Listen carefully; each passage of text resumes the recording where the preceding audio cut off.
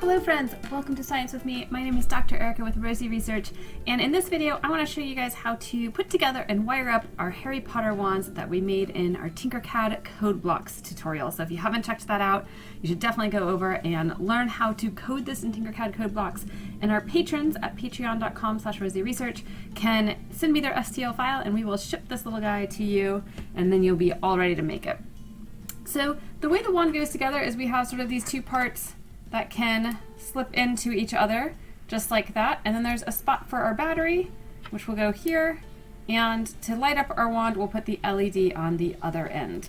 So you're going to need your 3D printed part, you'll need a coin cell battery, these fit CR2032 batteries, you're going to need your LED whatever color you like, and then I have some conductive copper tape right here and some insulating electrical tape. You can also use regular Scotch tape, duct tape, masking tape, any of those kinds of tapes, as long as it's not a metal-based tape like our conducting tape. All right, so let's get started. The first thing that we always want to do is check that our battery works and that our LED works. And the way that we can do that is you put the long leg on top of the battery and the short leg on the bottom. So the long leg goes where you see all of that writing, and the short leg goes sort of where it's bumpy. All right, and as long as your LED lights up, I have a rainbow LED, so it changes color, which is great. This tells me that the battery's working and the LED's working. If it doesn't light up, you could try switching it around. Maybe you put the short leg on top and the long leg on the bottom, and that will make it not work. You'll notice mine doesn't work. So you can always try switching it around to make sure that that is going to work for you. All right, so now that we know that those two items work, let's get started on wiring this part up. So basically, we're going to put these pieces together and we're going to add a strip of copper tape down here. This will go to the top of the battery. And you'll notice where we have our switch, we're actually going to leave a gap of copper tape right there. So you can take out your copper tape and maybe give it a little bit of a measure. And with your copper tape, you want to get it started with your fingernail, and then don't peel it all the way off. Leave the paper backing on and start sticking this part down before you take all of that paper backing off. So here we go, we're going to put this down. It does need to go high enough up on this that you'll be able to get the legs onto it. And any of this stuff, we're not going to roll it around the edge, we'll just cut it with our scissors. All right, so I'm going to lay this copper tape down, all the way down into this switch right here. And so I'll go part way into the switch and I'll cut it while it's in the switch, and the other piece is going to go part way from the bottom of the switch onto that. So up here I am going to make a few cuts with my scissors just to make this a little bit thinner and help it sit better, because if I wrap it around the edges and then the two edges here sort of touch, then I will short out my circuit. So you do want to make sure that you're not going around those edges. And then use your thumb and just press this down really nicely. All right. Now on the back side, what we're going to do the same thing, except for here, we're going to keep going and we're going to fold it around inside here so it'll make contact with our battery on the bottom right there. So take a piece that's a little bit longer than what you think you'll need and get that started with your fingernail again. And again, once you get it started, make sure that you don't peel it all the way off because it gets really curly. So just leave that part there. Start at the top. We can cut and trim that sort of pointy part down after, and we'll just go straight on down here. So I'm peeling and I'm sticking at the same time. So I sort of peel it off, and then stick it down. All right. And I got a little twisted. That's okay. You just got to be a little bit gentle. This is kind of brittle, so it doesn't stretch as well. It can just rip. And if you rip across the whole thing, start over, because that will make it so your circuit doesn't work. All right, so I'm right here now, and what I'm going to do is I'm going to rip it a little bit past that, and I'm going to stick it through this little hole right here.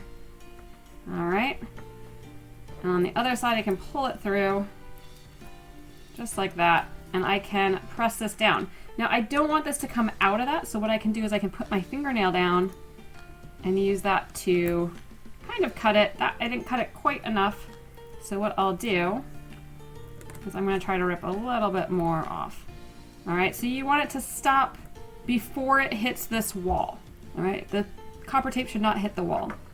So again, this one came all the way down, went through here, and then right like that. And you can press this down just like that. And then these side pieces up here, we can cut off. And that will help us make sure that we don't connect things. All right, so make sure that if you look on the side, these two pieces right here are not connected, and there's nothing connected here.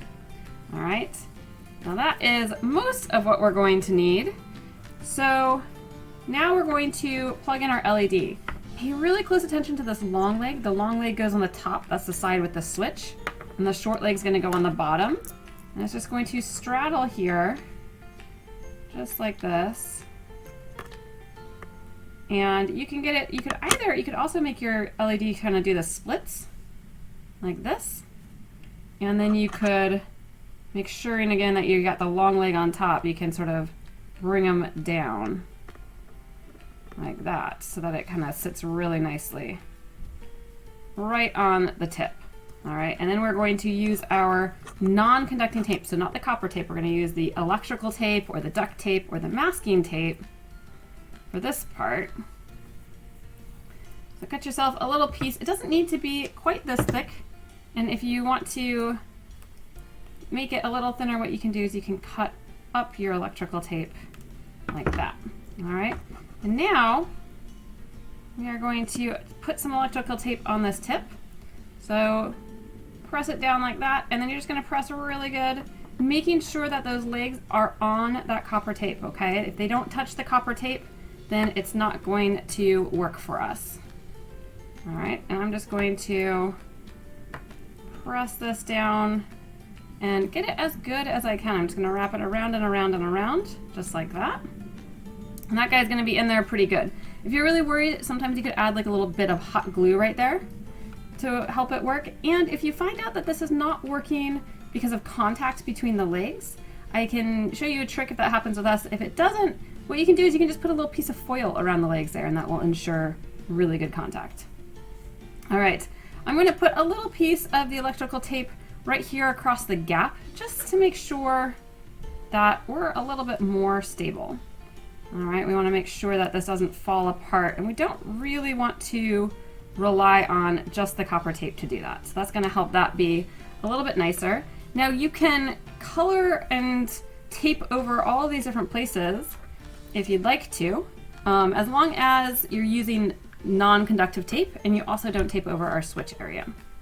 All right, so let's put our battery in.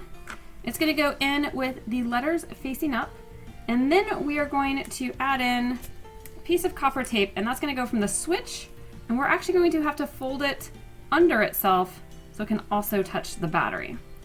All right, so we're going to come here, we'll peel it, have a little bit of a gap. It doesn't have to be a huge gap for that switch part. And then if we just stick it onto the battery like this, it doesn't actually make very good contact with the battery because there's glue. So what you can do is give yourself a little bit of space and fold this back and then fold it onto itself so that you're folding sort of sticky to sticky. So I'm folding the sticky over onto itself so that there's going to be a spot that's no longer sticky. Like that. And then this piece that's folded over, so it's sort of like hooked over the tape, you're going to press down and that will make the good contact with that. Now the battery is not all that stable here, so we will take some more of our electrical tape and we can grab a piece and give ourselves some space to make sure that we can wrap that battery in place. All right, so we are going to press down right here and just can wrap around. If you don't want to see sort of like these extra little bits, you can push them down. You can also use a skinnier piece of the tape right there. That will work for you. Electrical tape is really, really nice because it stretches. And when you stretch it, it often sort of takes that bottom, it will stretch around these sides for you. All right, so now you'll notice our LED is not working yet. And that's because we have this gap right here. So we can make ourselves a switch And once that I close that gap, my LED lights up. So this right here is my switch. And it doesn't have to be huge. I can actually cut this down. It's just a piece of the copper tape that I flipped over to have the paper backing. And what you can do is you can take some of this electrical tape, and you can have two types of switches. One is where it just sort of is like this and you tape on the top and then you don't see it. The other type is, since we have a gap, you could really gently, you could fold this up a little bit and you could really gently tape it. Oh, no, it's pretty happy right there. So what we could do is sometimes you can make it so it's like a press button. So I'll show you how we can make that. If you like it the way it is, just throw a piece of tape around that so that that switch stays in place, because that's what you're going to want. If you want to make it more push button like, what you're going to do is you're going to add a strip of tape right below your switch. All right, and that is going to be what we attach right here so that it's not always touching. All right, and then we can add our next piece of tape over that piece. So we'll cut another skinny piece and we can put that right there, just like that. All right, and then we can do the same thing over here. We'll add a skinny piece of tape around it. So I'm gonna cut a little skinny piece of tape. I'm gonna put this piece of tape up here. And now when I press this down, it will contact that and we will get a little push button switch. All right, so that's how you can make a little push button using the same stuff. So we're just adding some tape down here, making sure it's not contacting on the bottom. It's contacting up here at the top, and then the way it contacts is when we press here, we have that. Now that this is all done, we can decorate this however we want to. So maybe you want to cover all of this in black. Maybe you want to cover all of it in black so that it's all sort of covered up and you can't see it. Maybe you decide that you want a different color. Maybe you want to paint it. That would be fine to paint it. As long as you're not using things that are metallic. So like if you want to put gems on it, make sure that you put it on with tape or glue instead of like a metal to metal type of a thing. And that is our project of our Harry Potter wand. And now we have this great little Harry Potter wand that is a lot of fun to play with. It's fun to wave around in the dark. And it's a great little simple project that uses those coding skills we worked on. Thank you guys so much for joining me, and we'll see you next time. Have a great one. Bye, friends.